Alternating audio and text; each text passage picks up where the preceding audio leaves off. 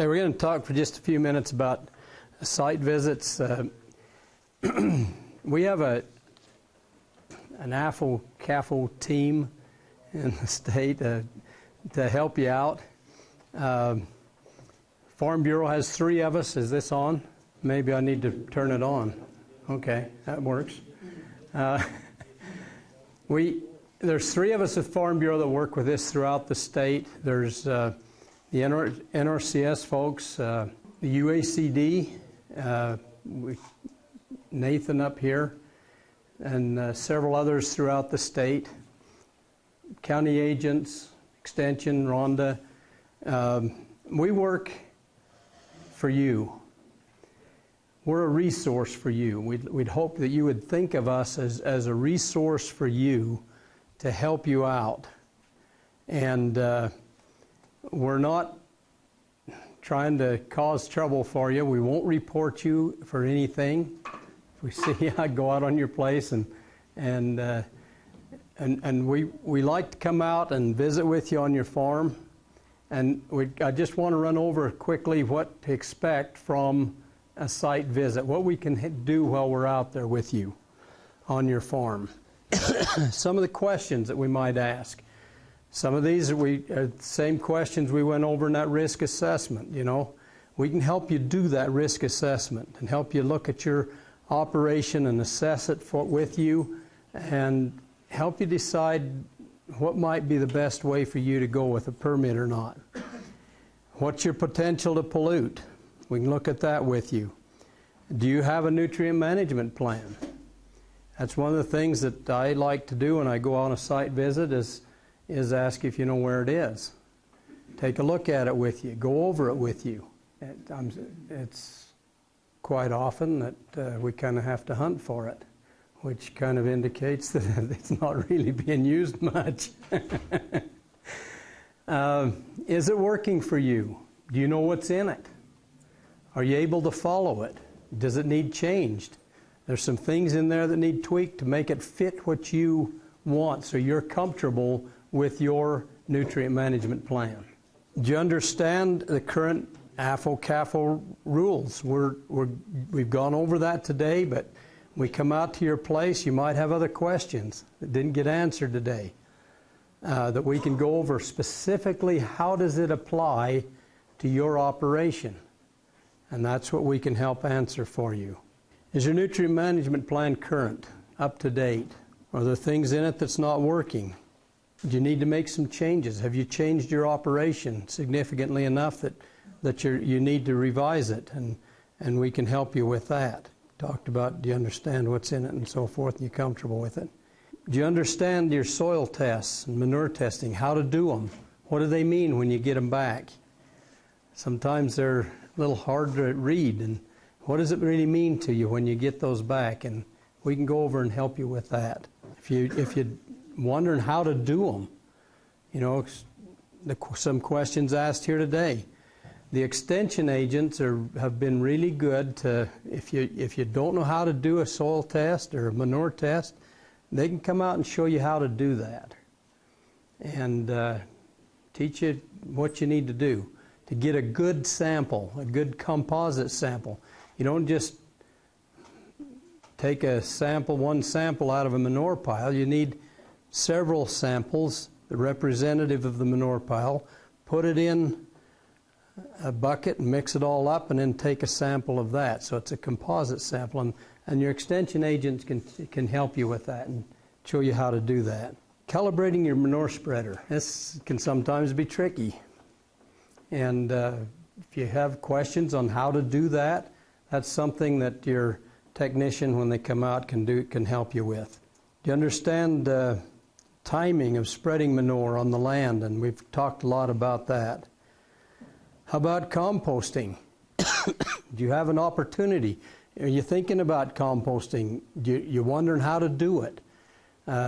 We've got guidelines. We've been around a lot of people that's doing it successfully, and we're learning stuff. Penny did her research on composting dairy cows, and that research has been used and refined and by farmers and extension agents working together, and we've got operators that are successfully composting big dairy cows and doing it very well. I was standing right by the pile when they turned it the first time, and I couldn't smell anything. There were still some big bones in it. The big bones hadn't been digested yet, but that was all I could see, and you couldn't smell anything. They've got it down to where it works, and if you're wondering how to do some of that, we can help you with some of that, doing that.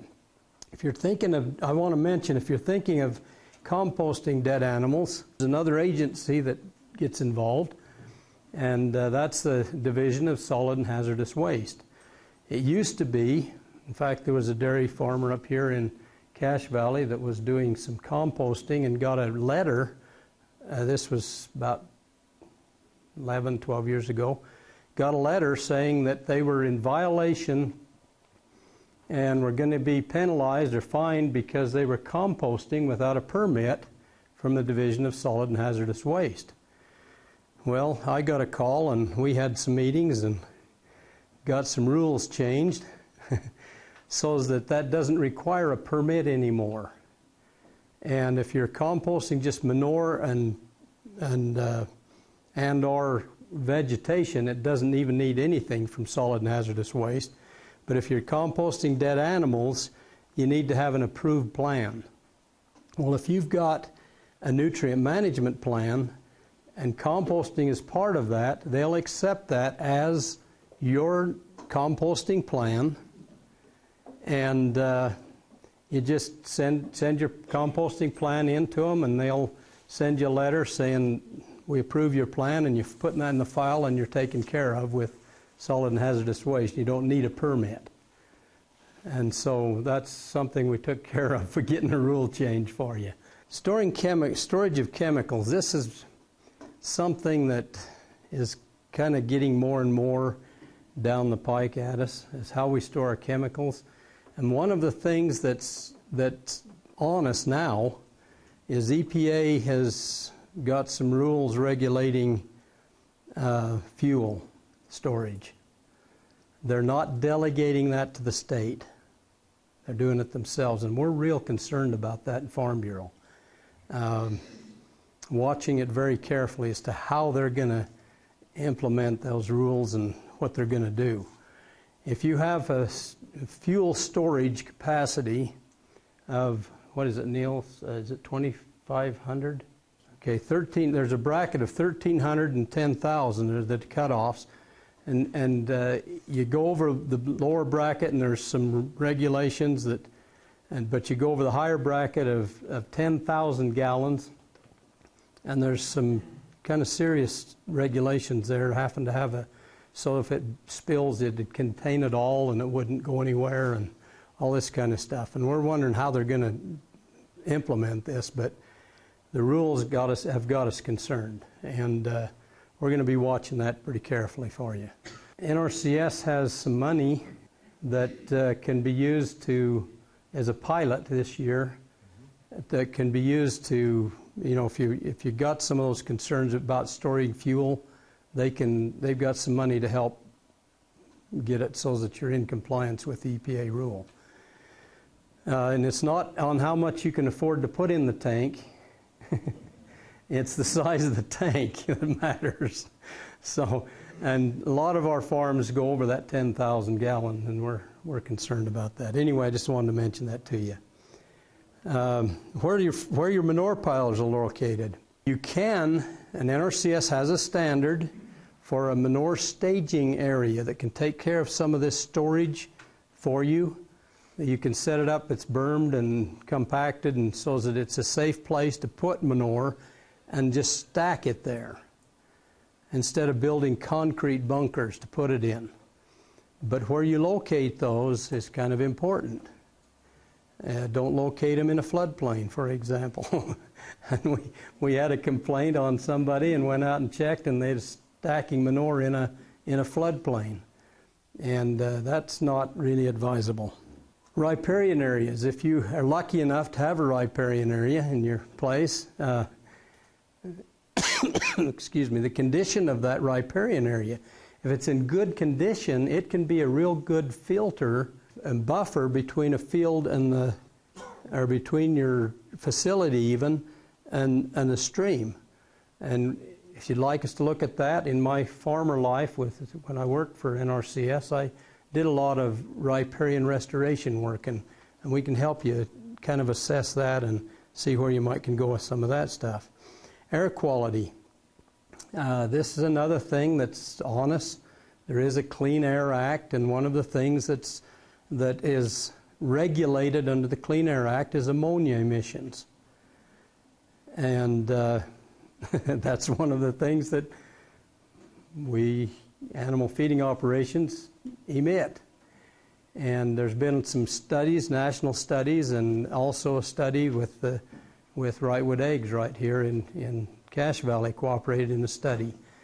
And we're looking at what the results of those studies are and putting that together, and we'll be putting it in a form that you can understand and get it out to you.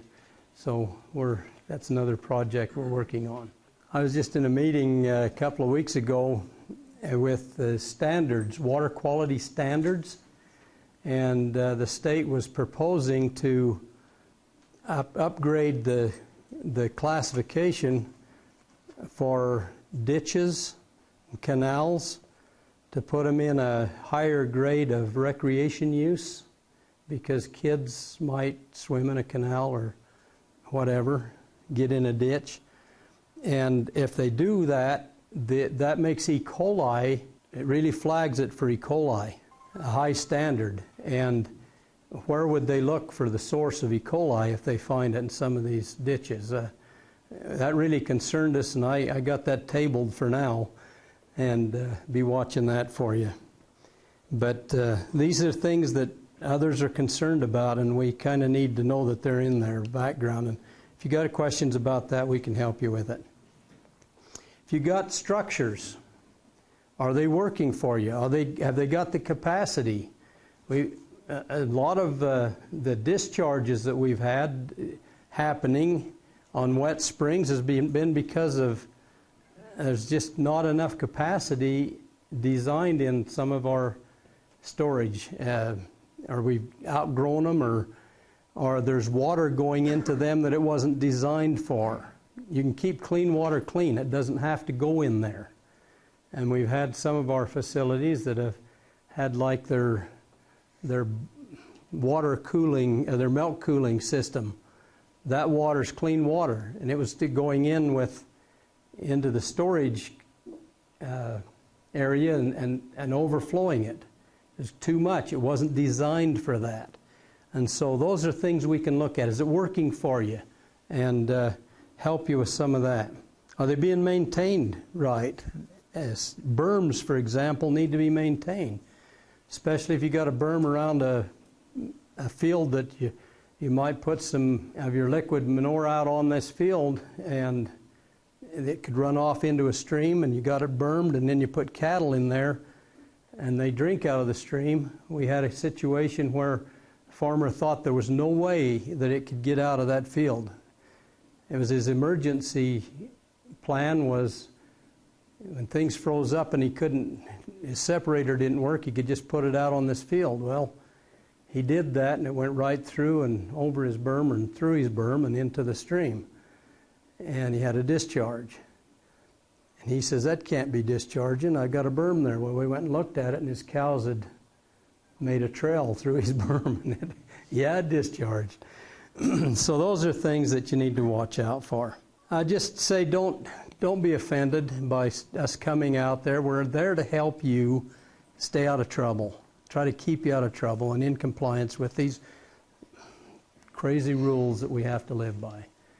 And I know it's painful to have to live by some of these things, but it's really painful if you don't live by them and you get caught.